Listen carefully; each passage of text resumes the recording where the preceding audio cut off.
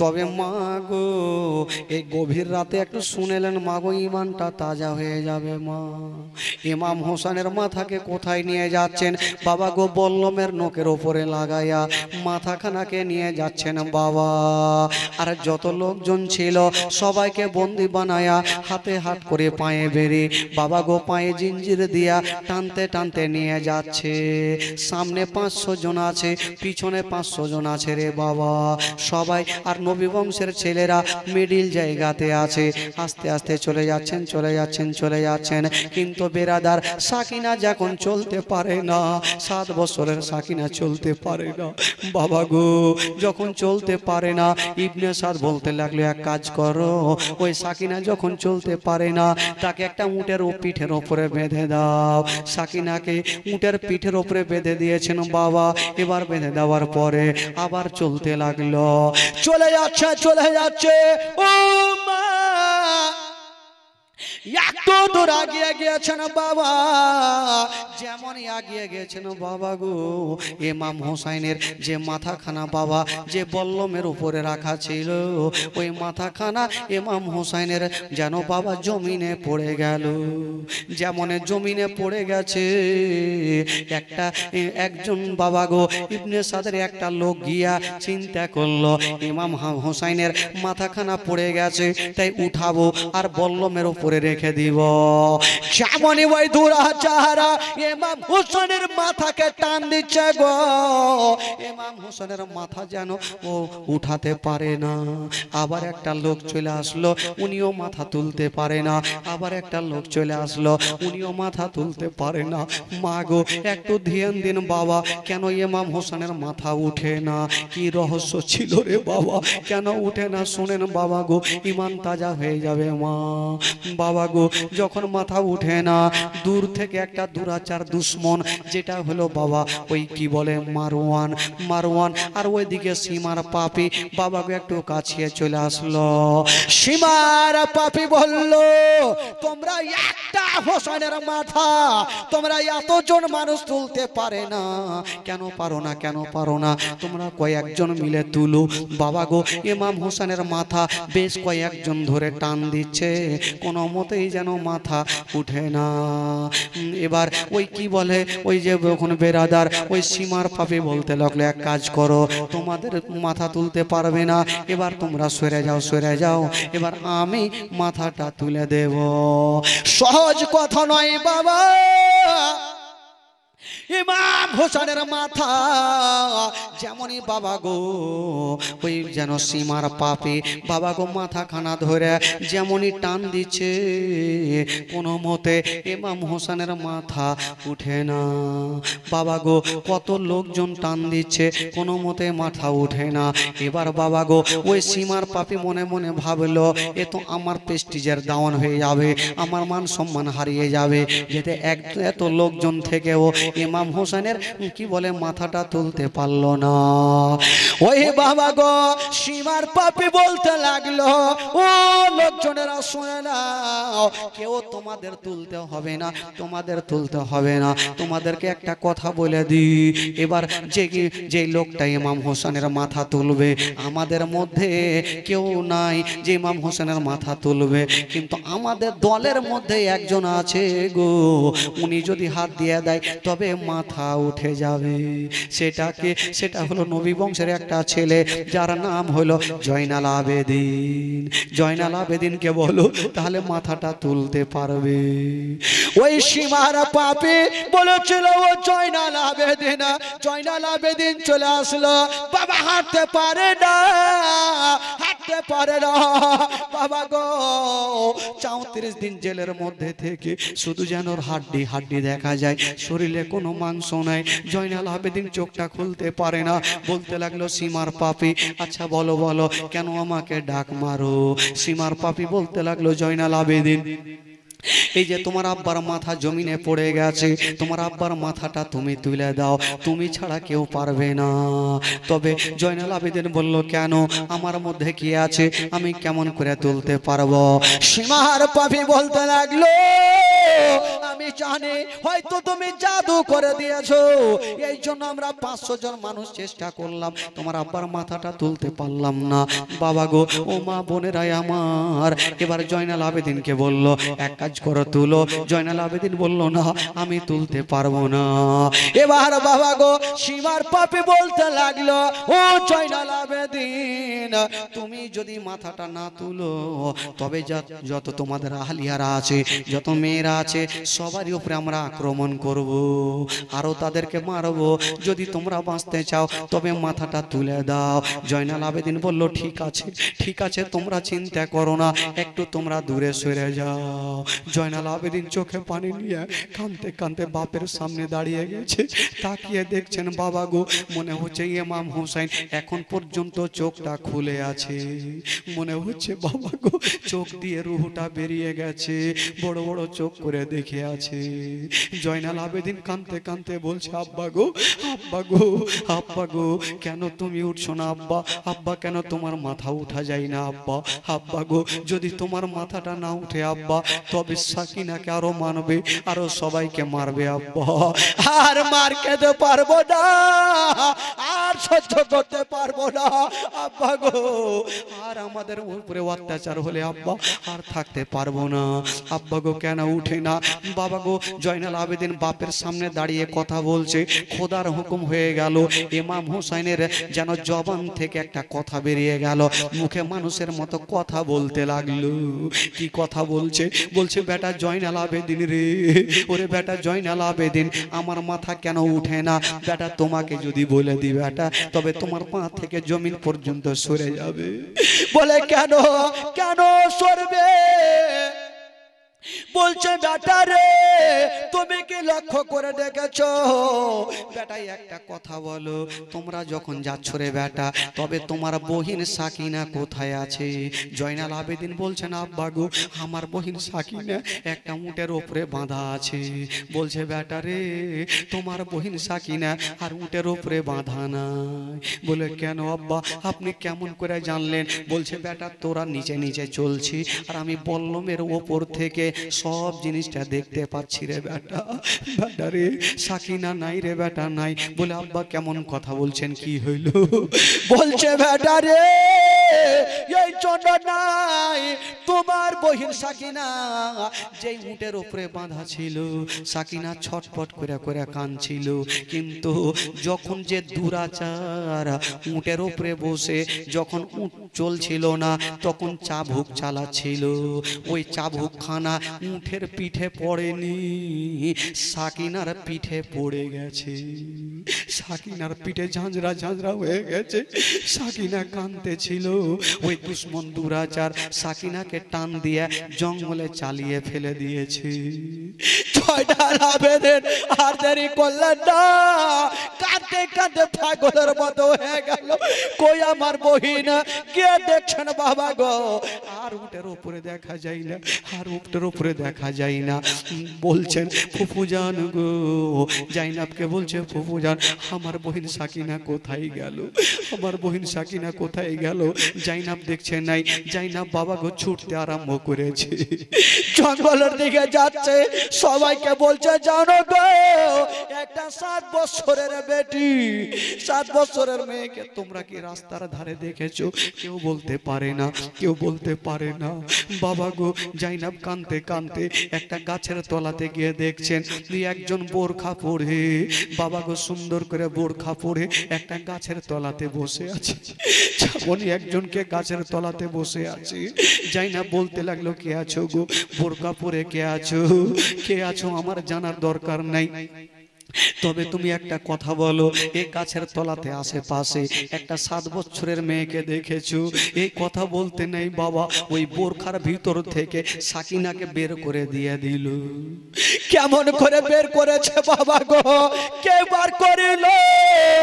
ও যুবকেরা শোনেন গো বাবা গো, ওই বোরখার ভিতরে কে ছিল বাবা গো? যেমনই নেকাবটা তুলেছে বাবা, ওটা অন্য কেউ নয়, বোরখার ভিতরে যে মেয়েটা বসে আছে ওটাই হলো বিবি ফাতেমা। ওটাই হলো বিবি ফাতেমা। জাইনাব মার বুকে লেগে গেছে, জাইনাব মার বুকে লেগে গেছে। মা গো, মা সব শেষ হয়ে গেল, মা বরবাদ হয়ে গেল মা। বাবা গো, যখন সাকিনাকে ফেলে দিয়েছিল মা ফাতেমা সাকিনাকে উঠিয়ে গায়ের ধুলাগুলা ঝেড়ে পরিষ্কার করতেছিল। জাইনাব মায়ের বুকে লেগে গেছে। মা গো, মা গো, আর সহ্য করতে পারি না মা গো, তুমি একবার আমাকে আরো বুকখানে ধরো মা। সাকিনা কি বলে জাইনাল আবেদ, কি বলে জাইনাব কি ফাতেমা তু জাহরা বুকখানে লাগাইয়া বলতে লাগলো, বেটি রে তোমরা চোখের পানি ফেলিও না, কপালে যেটা লেখা আছে সেটা হবে রে মা। যাও যাও, তোমরা চোখের পানি ফেলিও না, কপালে লেখা যেটা লেখা আছে সেটা হবে। বাবা গো, ফাতেমা নবী নন্দিনী ফাতেমা সেখান থেকে চলে গেল বাবা। আর জাইনাব সাকিনাকে নিয়ে বাবা গো সেইখানে চলে আসলো যেখানে লোকজন দাঁড়িয়ে ছিল। এবার ওই সীমার পাপি বলতে লাগলো, জয়নাল আবেদিন এবার তোমার আব্বার মাথাটাকে তুলো। যেমনই সাকিনা চলে এসে বাবা, জয়নাল আবেদিন মাথাতে হাত দিয়েছে, ইমাম হোসেনের মাথা যেন বাবা উঠে গেল। যেমনই উঠে গেল, উঠি আবার বল্লমের উপরে রেখে দিয়েছি বাবা। যেমনই রেখেছে গো, যেমনই রেখে দিয়েছেন বাবা, আবার বল্লমের উপরে করে নিয়ে চলে যাচ্ছে, চলে যাচ্ছে, চলে যাচ্ছে। আবার যেতে যেতে যেতে যেতে আবার একটা জায়গাতে দাঁড়ালো বাবা গো। যেমনই দাঁড় হতে না একটা বাবা গো গির্জার মালিক আবার একজন ইহুদি বলতে লাগলো, ইবনে সাদা তোমরা কোথায় যাবে? বললো যাবো আমরা ইয়াজিদের কাছে। আচ্ছা তোমরা যখন যাচ্ছ এই যে বল্লমের উপরে যে মাথাটা রেখেছো, এই মাথাটা কার আছে বলো? বলো এই মাথাটা হলো ইমাম হোসেনের মাথা। ওই ইহুদি লক্ষ্য করে দেখছেন গো, এত সুন্দর চেহারা। ইহুদি বলতে লাগলো, ও গো ইবনে সাদ তোমাকে একটা কথা বলি, ইমাম হোসেনের মাথা তুমি তো সকাল বেলাতে নিয়ে চলে যাবে, তবে একটা কথা বলবো, তুমি যদি একটা রাত আমার বাড়িতে থাকতে দাও তবে আমি তোমাকে 10,000 টাকা দিব। বাবা গো, এই কথা বলতে নাই সঙ্গে সঙ্গে মারওয়ান কি বলে ওই সীমার পাপে চিন্তা করলো, একই রাতে যদি 10,000 পাই তবে দেব না কেন? 10,000 টাকা বাবা গো, তখনকার বাজারে অনেক টাকা। কিন্তু যে ইহুদি ইমাম হোসেনের মাথাটা নিয়ে গেল বাবা গো, সেটা কারণ ছিল, যেমনই মাথাটা নিয়ে গেছেন বাবা সুন্দর করে ধুয়ে মুছে পরিষ্কার করে বাবা গো রেখেছে। এবার রাখার পরে বাবা গো কোথায়? যেমনই রেখেছে ওপরে একটা উঁচা জায়গাতে রেখেছে। আবার দেখছেন বাবা গো ইমাম হোসেনের মাথা মোবারকা দিয়ে যেন গোটা ঘর যেন আলো হয়ে গেছে, নূরে আলো হয়ে গেছে বাবা গো। নবী বংশের ছেলেরা হচ্ছে নূর, এই জন্য বলেছে তেরে নসলে পাক মে বাচ্চা বাচ্চা নূর কা, আর তু হে আইনে নূর তেরা সব ঘরানা নূর কা। জোরে বলুন, तू है आईने नूर तेरा सब घराना नूर का। नबी बंशेर छेलेरा नूर, इमाम हुसैनेर माथा दिए जेन बाबा नूर बेर होच्छे आर ओई इहुदिर घर गोटा आलो हये गेल। इहुदी बाबा गो बाबा मुसलमान छिलो ना, नबीर कलेमा तखन पढ़े ना। जखन इमाम हुसैनेर माथा मोबारका এইভাবে ঘরে দেখলো গো, তার দিলখানা যেন নরম হয়ে গেল, তার দিলখানা গলে গেল, মোমের মতো গলে গেল। ইহুদি দেরি করলেন না, ইমাম হোসেনের মাথা সামনে রেখে ইমাম হোসেনকে সাক্ষী রেখে সঙ্গে সঙ্গে আমার নবীর মধুমাখা কলমা শরীফ পড়ে নিল, লা ইলাহা ইল্লাল্লাহ। জোরে লা ইলাহা ইল্লাল্লাহ, আকে লা ইলাহা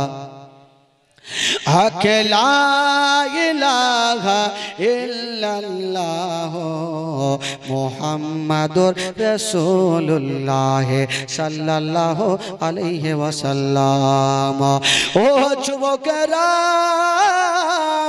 ও গো মা বোনেরা, এই করে করে বাবা গো ইমাম হোসেনের মাথাটাকে নিয়ে যায়। রাস্তাতে অনেক ঘটনা আছে বাবা, যেতে যেতে আর একটা গির্জাতে দাঁড়াবে। তবে বাবা গো একটা মেয়ের নাম হলো শিরিন, একটা মেয়ের নাম হলো শিরিন। ওই মেয়েটা কে ছিল বাবা? ওই মেয়েটা ছিল ইমাম হোসেনের একজন খাজেমা, ইমাম হোসেনের একজন দাসী। বাবা গো ওই শিরিন রাত্রেবেলাতে শুয়ে একটা স্বপ্ন দেখছে। কে স্বপ্ন দেখছে বাবা গো? মুসা নবী না, স্বপ্নের মাধ্যমে বলছে, ওগো শিরিন, ওগো শিরিন, তুমি দেরি করো না। বললো কি হইলো? বলে দেরি করো না, কালকে সকাল বেলাতে সন্ধ্যার টাইমে একজন কি বলে কয়েকটা লোক চলে আসবে। কয়েকটা বলে না, হাজার হাজার লোক থাকবে, কিন্তু সবাই মুসলমান থাকবে, কিন্তু তার মধ্যে একটা মাথা থাকবে, যেই মাথাটা অন্য জনের নয়। ওই মাথাটা হইলো ইমাম হোসেনের মাথা। ওগো শিরিন, তোমাকে একটা কথা বলে দিই, যখন ওই লোকজন আসবে তখন তুমি একটা কাজ করবে, তাদেরকে তুমি সম্মান করবে, তাদের তুমি ভালোবাসবে। এই কথা বলে দিয়ে বাবা কি বলে ওই শিরিনের ঘুমটা ভেঙে গেল। যেমনই ঘুমটা ভেঙে গেছে, ওই ঘুমটা ভেঙে যাওয়ার ফলে বাবা গো সকাল সকাল দাঁড়িয়ে আছে, কখন নবী বংশের ছেলেরা আসবে দাঁড়িয়েছিল বাবা গো। আর সন্ধ্যার টাইমে বাবা গো তারা সেইখানে এসে পৌঁছে গেল। ওই শিরিন দেরি করলো না, বাবা ছুটে গেল। আর যারা যারা শুয়েছিল, যারা যারা শুয়েছিল গো বাবা গো, ওই ইমাম হোসেনের চাহনেওয়ালা, ইমাম হোসেনের আহালিয়ারা যারা যারা ছিল বাবা গো, ওই শিরিন দেরি করলো না, তাদেরকে সম্মান করতে হবে। কি করেছিল রে বাবা? এই এক গিলাস পানি নিয়ে, কি বলে এক পেয়ালা পানি নিয়ে তাদের সামনে গিয়ে দাঁড়িয়ে গেল। যদি তাদেরকে পানি পান করিয়ে দিই, আজকের নবী বংশের ছেলেদের যদি পানি পান করিয়ে দে, তবে কাল হাসরের মাঠে হাউজে কাউসারের পানি পেয়ে যাব। নবী বংশের ছেলেদের যদি সম্মান করে দিই, কাল হাসরের মাঠে আমি এমনি এমনি সম্মান পেয়ে যাব। বাবা গো শিরিন দেরি করলো না, বাবা গো পানি খানা নিয়ে গেল আর সাকিনার সামনে রেখে দিয়েছে। বলছে সাকিনা রে, এই যে পানি খানা পান করো। সাকিনা বাবা গো মুখে কথা বলতে পারে না, শুধু চোখ দিয়ে পানি। সাকিনা বলছে কে আছো গো? কে তুমি আছো গো? আমি কোনো মতে পানি পান করব না, আমি কোনো মতে পানি পান করব না, আমি পানি পান করব না। বাবা গো 7 বছরের সাকিনা কেঁদে কেঁদে এত বাবা শুকিয়ে গেছে, শরীরে একটু মাংস নাই। বাবা গো ও যুবক বন্ধুরা, ও গো আমার মা বোনেরা, এই করে করে বাবা গো শিরিন তাদের সম্মান করে নিল। যেমনই সম্মান করেছে না বাবা, ও যুবকেরা সম্মান করতে নাই। বেরাদার বন্ধুরা, আবার ওই শিরিন বলতে লাগলো, ও মা ফাতেমার বেটা হোসেন তো দুনিয়া থেকে চলে গেছে, তবে তাদের আহালিয়ারা বাবা গো সাকিনার দিকে তাকিয়ে তাকিয়ে দেখছে না। সাকিনা মুখে কথা বলতে পারে না, জাইনাব দাঁড়িয়ে আছে কিন্তু চেহারা শুকিয়ে গেছে, মুখে কথা বলতে পারে না। উম্মে কুলসুম মুখে কথা বলতে পারে না। তাদেরকে হাঁটিয়ে নিয়ে যাচ্ছে বাবা গো। জেলের মধ্যে ছিল কতদিন? ছিল বাবা 34 দিন। আর সেখান থেকে যাবে বাবা, লাগবে কতদিন? লাগবে বাবা গো 28 দিন। 28 দিনে ইয়াজিদের কাছে পৌঁছে যাবে। তবে বেরাদার বন্ধুগণ, বাবাজি আমার মা বোনেরা, এবার ওখান থেকে বেরিয়ে গেল। আবার যেতে যেতে যেতে যেতে আবার একটা জায়গাতে রাত লাগলো। যেমনই রাত লাগলো গো বাবা গো, যেমনই রাত লাগতে যাবে, আবার সেই জায়গাতে একজন ইমাম হোসেনের মাথাটা রেখেছিল। তোদেরকে 10,000 টাকা দিয়েছিল, এবার 10 20,000 টাকা। বাবা গো ওই সীমার পাপে চিন্তা করলো, এই টাকা আমার মালিক ইয়াজিদকে আমি দিব না, আমি দিব না। আমরা যত লোকজন আছি আমরা সবাই ভাগযোগ করে নিব, ভাগ করে নিব। বাবা গো তারা যখন ওই টাকার জন্য ব্যাগে হাত ভরে, যেমনই হাত ভরেছেন বাবা, ওই টাকা না, সমস্ত টাকা যেন ঠিকরা হয়ে গেছে, সমস্ত টাকা কয়লা হয়ে গেছে।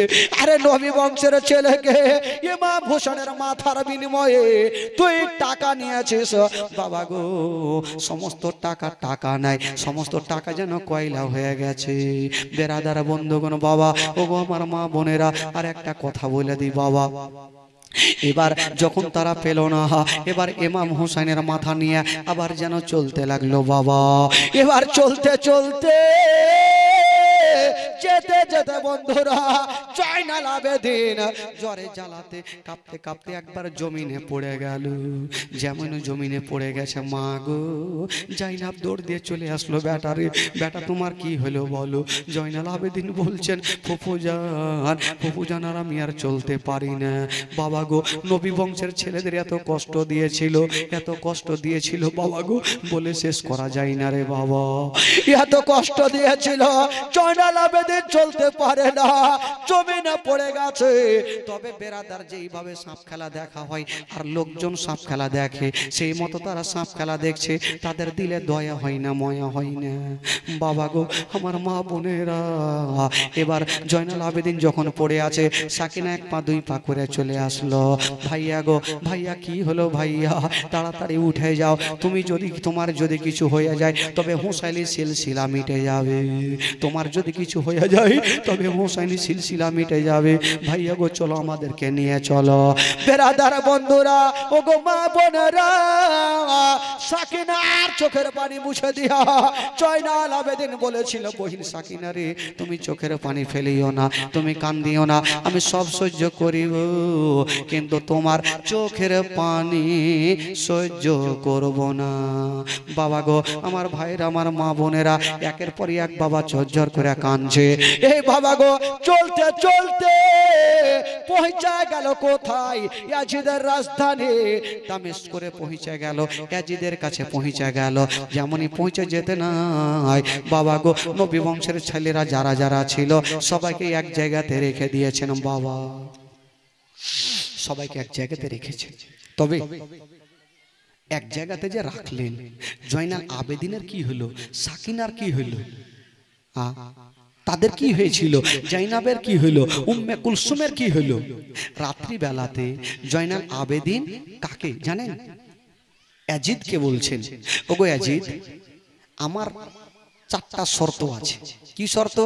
প্রথম শর্ত হলো আমরা যতজন আছি আমাদেরকে সবাইকে সহি সালামতে মদিনায় পৌঁছে দিতে হবে। দ্বিতীয় শর্ত যেতে হবে রাত 1টা, প্রায় ওয়াজ হয়ে গেল 3.25 ঘন্টা।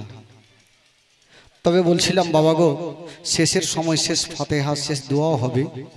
আমি বলবো আমার মা বোনেরা কিছু কিছু টাকা ঘুরিয়ে নেওয়া যাওয়ার চেষ্টা করছে বাড়ি, মাগো ঘুরিয়ে নিয়ে যেতে হবে না খালা, যেটি নিয়ে এসেন একটু দিয়ে যাবেন খালাকে, হ্যাঁ বাড়ি নিয়ে যান না, যারা এসছেন টাকাটা দিয়ে যান, কেউ যে যান না। তবে বলছিলাম বাবা গো ইমাম কি বলে জয়নাল আবেদিন বাবা গো জ্বরে জ্বালাতে পড়ে আছেন, আর সাকিনা কি বলে জয়নাল আবেদিনের চোখের পানি বাবা গো মুছে দিচ্ছেন ছোট্ট বহিন সাকিনা। তবে বলছিলাম বাবা গো কি নামে, আয়রা সায়রা বসে আছেন। ইয়াজিদকে কেটা মারলো, মারওয়ানকে কেটা মেরেছিল, সানোয়ারা খাতুন বাবার নামে আর শ্বশুরের নামে আর শাশুড়ির নামে দিবে না, সানোয়ারা খাতুন শাশুড়ির নামে দিবে না কে, একটু নিয়ে আসেন। সানোয়ারা খাতুন বাবার নামে আর শ্বশুরের নামে আর শাশুড়ির নামে আর 500 টাকা পাঠান খালা, 500 টাকা পাঠান। তবে বলছিলাম শেষের সময় শেষ দোয়াতে শামিল হওয়ার জন্য বলছিলাম বাবা গো কোরআনে পাকের কি বলে কাফন যাবে বাবা গো 3খানা, ছেলেদের কাফন মাত্র 3খানা, 300টা টাকা। একটা কোনো বাবা দিতে পারবেন না গো ভাই, 300টা টাকা একজন নিয়ে আসেন তো ভাই, নিজের মার জন্য, নিজের বাবার জন্য, বেটার জন্য, আত্মীয় স্বজনের জন্য 300 করে টাকা একটু চটচট করে নিয়ে আসেন বন্ধুগণ। বাবাজি দেরি করবেন না, মাগো একটু চটচট করে দেন খালা, বক্স আওয়াজ কমছে ভাই একটু দেন। কি 4টা শর্ত জানেন? প্রথম শর্ত হলো ওগো ইয়াজিদ আমাদের যতজন আছি, আমাদের আহলে বাইতের যতজন আছে, নবী বংশের ছেলে যারা আছে সহি সালামাতে মদিনায় পৌঁছে দিতে হবে। 2 নাম্বার প্রশ্ন হলো কালকে হলো শুক্রবার, শুক্রবারের জুমার খুতবা আমি দিব এবং নামাজ আমি পড়াবো।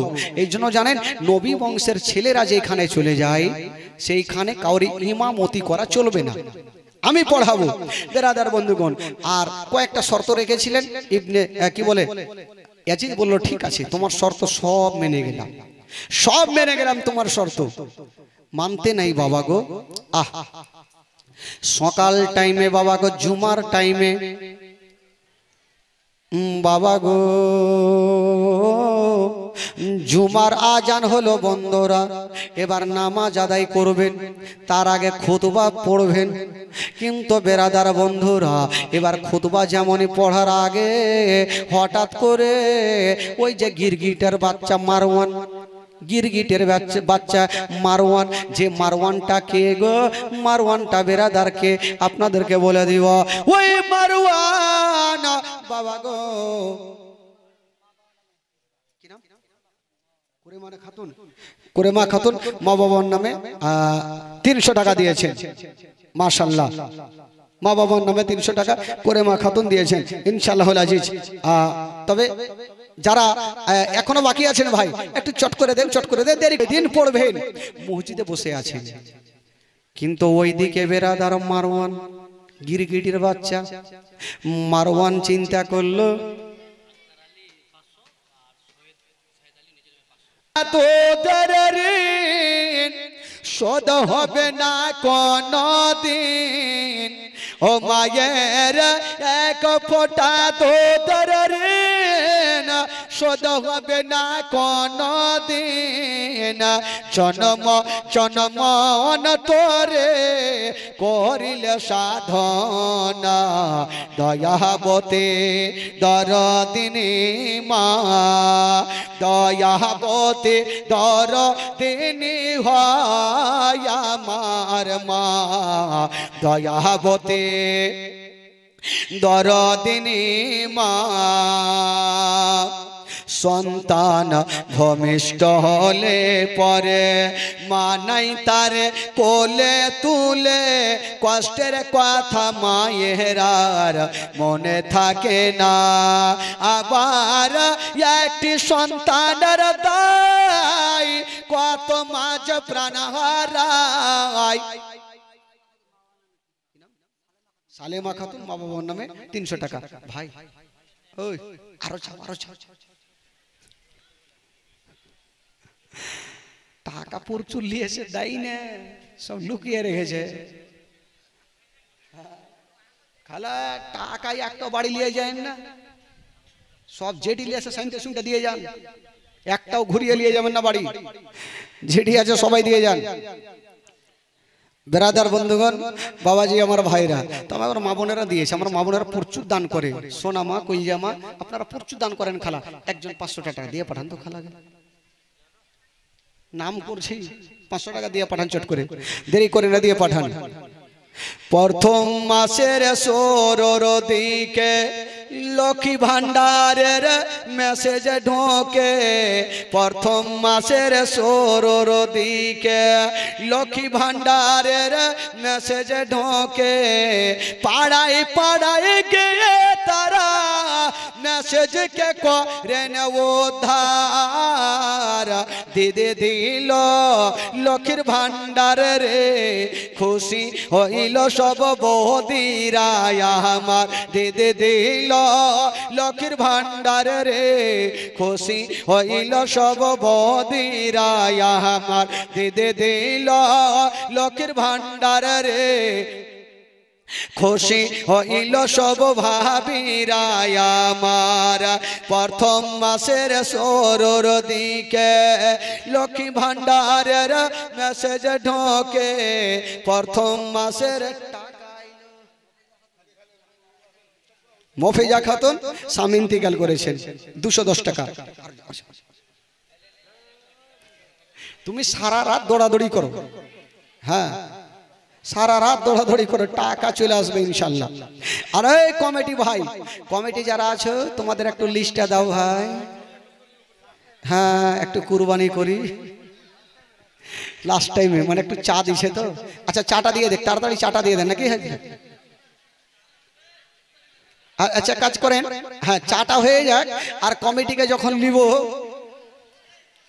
হ্যাঁ চাটা আগে খিলান, ভালো করে খিলান, খাইয়ে দাইয়ে নিতে হবে। আর যারা দাঁড়িয়ে আছেন, ওই ওখানে চা দিচ্ছে নাকি ভাই? দাঁড়িয়ে দাঁড়িয়ে চা দিবে না ভাই, দাঁড়িয়ে দাঁড়া আছে তার চা দিবে না, বসান আগে তারপরে চাটা দিবেন। হ্যাঁ, যারা দাঁড়িয়ে আছে চা দিবে না ভাই, নিয়ে চলে আসো এখান থেকে চা নিয়ে আসেন। যারা বসে আছে তাদেরকে চা দেন। কালি নাকি কাপ দিয়েছে, চা দেয়নি। কালকে শুনলাম হাজি সাহেব খালি চাপ মানে কাপ দিয়ে দিয়েছে, চা দেয়নি। আচ্ছা, এই নামগুলা একটু বলছি ভাই, বাপরে নাম ও তো বিশাল। এই সবটি নাম এই 50টা আজ্ঞে মরুদ্দিন নামে 200 টাকা। সুবহানাল্লাহ, মরুদ্দিন নামে 200 টাকা দান করেছেন, মাশাআল্লাহ। মরুদ্দিন নামে 200 টাকা। তবে চাটা হয়ে যায় ততক্ষণ একটা কি বলে পাঞ্জাবি একটা গজল হয়ে যায়, তারপরে শুরু হবে। তবে বলছিলাম যখন আমি এই নামগুলা বলবো এরকম বলবো না, আগে ক্যাম্প করব, সবাইকে সামনে ডাকবো, তারপরে হবে। কারণ এক জায়গাতে থাকবে তারপরে। হ্যাঁ, দূরে দূরে ছিটিয়ে থাকলে হবে না। কমিটি ভাই যারা আছো, মেলাতে আছো, এখানে ওখানে চলে আসো, চট করে চলে আসো। তবে একটা ছোট্ট করে আগে ইংরেজি গজল হোক, তারপরে একটা পাঞ্জাবি। আর এবার ওই শুক্রবারের দিনে বাবা গো জুমার নামাজ যখন হবে, এবার খুতবার জন্য জয়নাল আবেদিন আগের দিন বলে দিয়েছিল, ও গো ইয়াজিদ ওই শুক্রবারের জুম্মার খুতবা আমি দেব, নামাজ আমি পড়াবো। কিন্তু বেরাদারা ওই নামাজ পড়াবার আগে, খুতবা দেওয়ার আগে ওইদিকে মারওয়ান ভাবলো, ওইদিকে সীমার পাপি ভাবলো, যদি ওই জয়নাল আবেদিন উঠে যায় তবে জানি না হয়তো আমাদের কথা বলে দিতে পারে, আমাদের কথা বলে দিতে পারে। তা করব না, জয়নাল আবেদিনকে খুতবা পড়তে দিব না। বাবা গো জয়নাল আবেদিনকে খুতবা পড়তে দিল না। তাদের মধ্যে একজন খুতবা পড়তে দাঁড়িয়ে গেল। যেমনই দাঁড়িয়ে গেছে বাবা, ও যুবকেরা খুতবা পড়ার পরে বক্তব্য যখন দিচ্ছেন বাবা, ইয়াজিদের নাম করছে, কিন্তু ইমাম হোসেনের কোনো নাম করে না। ইয়াজিদের নাম করে, জয়নাল আবেদিনের নাম করে না, আহলে বাইতের নাম করে না। এবার জয়নাল আবেদিন দাঁড়িয়ে গেল, দাঁড়িয়ে যে বলতে লাগলো, ও ইয়াজিদের সৈন্যরা, ও গো সীমার পাপী, ও গো মারওয়ান, তোমাদের একটা কথা বলে দি, তোমরা মিথ্যা কথা বলো না। নবী বংশের ছেলে আমরা মিথ্যা কথা বলি না, তোমরা সমস্ত মিথ্যা কথা বলছো। ইয়াজিদকে বলতে লাগলো, ও গো ইয়াজিদ, আমি তোমাদেরকে বলেছিলাম, কথা করেছিলাম, ওয়াদা করেছিলে তুমি যে খুতবার জুমার কি বলে খুতবা আমি দেব, আমি বক্তব্য দেব, আমি নামাজ পড়াবো, আমাকে দেওয়া হইল না কেন?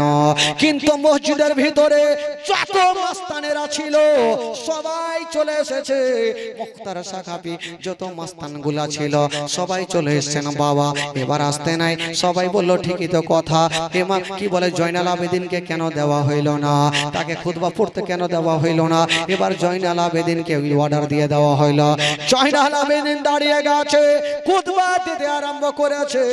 যেমনই খুতবা দিতে লেগেছেন বাবা গো, তবে বেরাদার বন্ধুরা আর কথাকে আগা বাড়ালেন না।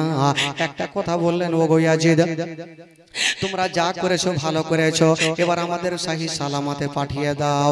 বাবা গো যে কয়েকজন নবী বংশের ছেলেরা ছিল সবাইকে একই সঙ্গে বাবা গো সেখান থেকে বাবা গো ইয়াজিদের রাজধানী থেকে দামেশ্বর থেকে বাবা গো মদিনায় পাঠিয়ে দেওয়া হইল। যেমনই মদিনায় পাঠিয়েছেন বাবা, ওই জাইনাব আছে, উম্মে কুলসুম আছে, সোহরা বানু আছে, হাসান বানু আছে, সাকিনা আছে, জাইনাব আছে, উম্মে কুলসুম আছে, বাবা গো আর কি বলে আরো কয়েকজন আছে। টোটাল মোটামুটি বেরাদার বন্ধুরা কেতাবে লিখছেন 16 এবং 17 জন বেরাদার বন্ধুরা। তারাকে যখন মদিনায় পৌঁছে গেল, যেমনই মদিনায় যেতে নাই বাবা গো মদিনার মানুষেরা জানতে পারলো ইয়াজিদের সৈন্যরা কি বলে ইমাম হোসেনকে শহীদ করে দিয়েছে, আলী আকবরকে শহীদ করেছে, আউনু মোহাম্মদকে শহীদ করেছে, আবুল কাসিমকে শহীদ করেছে। বাবা গো তারা চিন্তা ভাবনা করলো তাদেরকে জিন্দা ছাড়বো না, তার আগে ইমাম হোসেনের মাথা খানাকে নিয়ে বাবা গো কোথায় দাফন করেছিল? মা ফাতেমার পার্শ্বে। বাবা গো যেই পার্শ্বে ইমাম হোসেন ইমাম হাসানের কি বলে মাজার ছিল, আর মা ফাতেমার বাম পার্শ্বে ইমাম হোসেনের হোসেনের বাবা মাথাকে কবর দেওয়া হইল, মাটি দেওয়া হইল, মাজার করা হইল। তবে ইমাম হোসেনের মাথাখানা হলো মদিনায়। তবে বেরাদার ওই যে বডিখানা কোথায় দাফন করেছিল, বডিখানা কোথায় করেছিল ও যুবকেরা, ওই ইবনে সাদের লোকেরা বডিখানাকে যে কোথায় রেখে এসেছিল, কুফা শহরে রেখে এসেছিল, কারবালার প্রান্তরে রেখে এসেছিল। বাবা গো, ওই কুফা থেকে একটা দূরে একটা গ্রাম আছে, যে গ্রামটার নাম হলো গাদিরা। ওই গাদিরার মানুষেরা চলে আসলো, আসার পরে বাবা গো ইমাম হোসেনের বডিখানা সেইখানে দাফন করবে।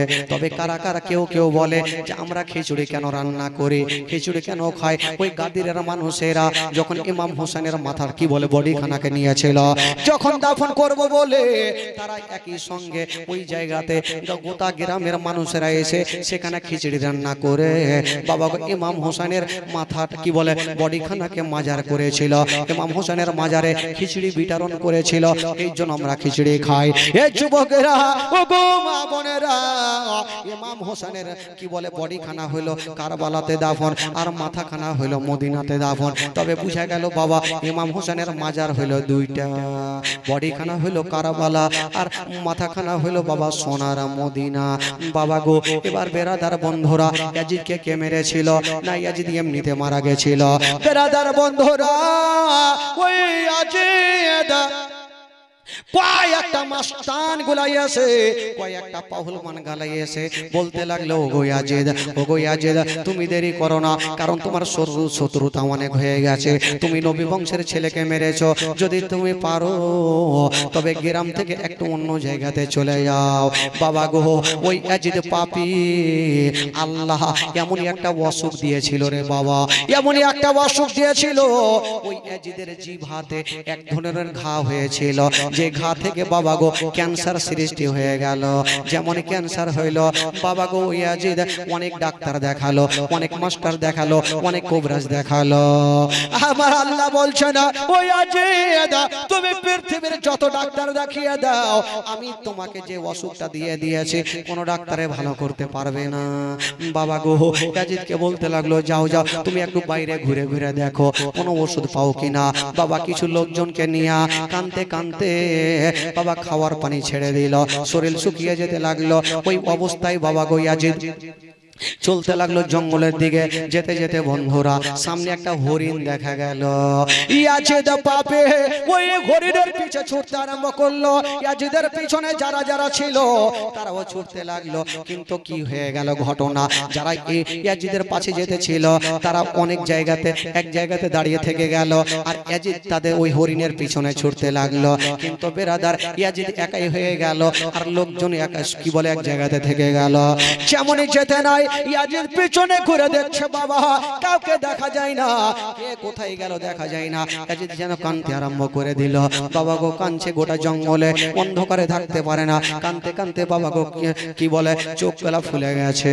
বেরাদার বন্ধুরা ইয়াজিদের মনের ধারণা আমি এখান থেকে তাদের কাছে পালিয়ে যাব, আমার সঙ্গীদের কাছে পালিয়ে যাব। যেমনই আসছে বাবা গো হঠাৎ করে একটু আসতে নাই একটা যেন কি বলে আগুনের যেন কি বলে দেওয়াল উঠে গেল, আগুনের দেওয়াল উঠে গেল।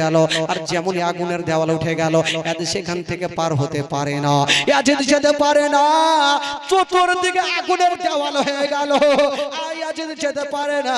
বাবা গো কিতাবে লিখছে না, বাবা লেখক লিখছে না আগুনের তাপে ইয়াজিদ পাপী সহ্য করতে পারলে না, ওই চতুর্দিকে আগুন জ্বলছে আর ওই জায়গাতে ইয়াজিদ তরপে তরপে মারা গেল। বেরাদার বন্ধুরা ইয়াজিদ তো শেষ হয়ে গেল। তবে মারওয়ানকে কেটা মেরেছিল, মারওয়ানকে মেরেছিল ও যুবকেরা, মারওয়ানকে মেরেছিল তার নিজের বিবি, তার মানে মারওয়ান কি বলে ইয়াজিদের বিবির সঙ্গে বাবা গো মারওয়ানের বিয়ে হয়েছিল। ইয়াজিদ যখন মারা গেল তো ইয়াজিদের বিবির সঙ্গে মারওয়ান গিরগিটের বাচ্চার বিয়ে হইল। বাবা গো এমন কি ঘটে গেল, মারওয়ান যখনই তার বিবিকে একটা উল্টা কথা বলে ফেলেছে, বাবা যেমনই উল্টা কথা বললো ওই মারওয়ানের বিবির হাতে ছিল তরবারি খানা, একই সাথে বাবা চালিয়ে দিল, নিজের স্বামীকে মারওয়ানকে জবাই করে দিল। বাবা গো ওই ইবনে সাদকে কেটা মেরেছিল। বাবা বাবা গো ওই কি বলে মদিনার মানুষেরা কিছু কিছু পাহলমান ছিল যারা বাবা গো ওই মুখতার সাখাফি বেশ কিছু পাহলমান গুলা ছিল বাবা গো সেই ইবনে সাদকে মারা হয়েছিল। তবে বেরাদার বন্ধুরা ও গো মা বোনেরা, নবী বংশের ছেলেকে যারা যারা কষ্ট দিয়েছিল তাদের বাবা গো শাস্তি দিয়ে মারা হয়েছিল। বেরাদার বন্ধুগণ ও যুবকেরা, তবে একটা কথা বলে দিই বাবা, যারা হাজী সাহেব আছে তারা ভালো করে জানে ইমাম হোসেনের মাজার হয়েছিল দুটা। কোথায় কোথায় হয়েছিল? বড়িখানা হয়েছিল কি বলে কারবালায়, আর মাথাখানা হয়েছিল বাবা সোনার মদিনায়। আল্লাহুম্মা সাল্লি আলা সাইয়্যিদিনা মাওলানা মুহাম্মদ ওয়া আলা আলি সাইয়্যিদিনা। একবার মোহাব্বতে বলুন সুবহানাল্লাহ, আরো জোরে বলুন। তো যাকে বন্ধুগণ কমিটিরা কই কমিটিরা আসলো না, জাকির হলের মাটিতে হয়তো প্রচুর দান কারণে ওয়ালা ইসকে বুঝে গেলাম, হাই রে কাঞ্জুস রে, হাই রে কাঞ্জুস। বেরাদার বন্ধুগণ, তবে মাশাআল্লাহ আপনারা যা দান করেছেন আল্লাহর ঘর মসজিদে 10 20 50 সবাই দান করেছেন, সবাই রেখেছেন। তবে বন্ধুগণ বাবাজি কলার মাধ্যমে ভুল টুরতে, তবে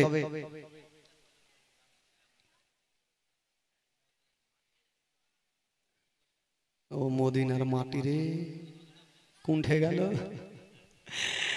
তাহলে একবার গোটা মাজমা হাত তুলে বলুন সুবহানাল্লাহ।